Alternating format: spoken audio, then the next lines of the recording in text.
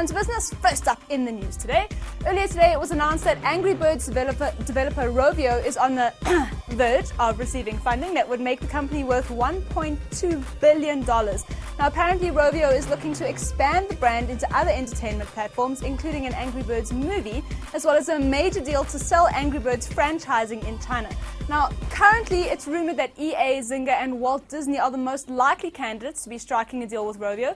But from a small free mobile app to a $1.2 billion franchise. Now, who said fairy tales don't exist?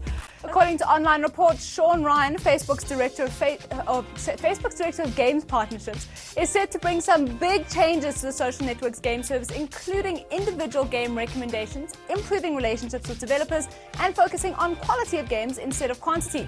Now, Facebook's announcement suspiciously seems to coincide with last week's announcement of Google Plus's own gaming service, which is set to only take 5% commission on its games compared to Facebook's 30%, and has a separate tab for games updates, meaning no wall spam. Oh, yay. Apparently, game growth has slowed since Facebook got rid of game notification spamming last year and has been stagnating at 200 million users.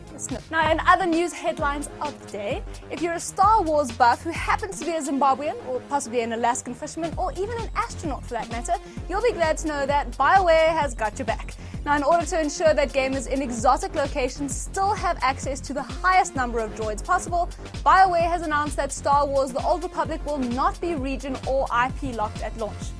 And that's pretty much all we have to say about that. Moving on now to the final news update of the evening. Seeing as how fantasy football isn't enough of a workplace distraction, Codemasters has announced F1 Online, the game, a free-to-play browser-based Formula One racing management simulator. Now set to launch sometime in early 2012, F1 Online will allow players to race as their favorite real-world teams or as a fictional team of their own creation. Now the game will also include full-scale world championships and Grand Prix events, qualifying runs, as well as social networking integration, so you can irritate all your Facebook friends with how great a virtual racer you think you are. So there you have it. If you like wasting time at work, be sure to look out for that one early next year.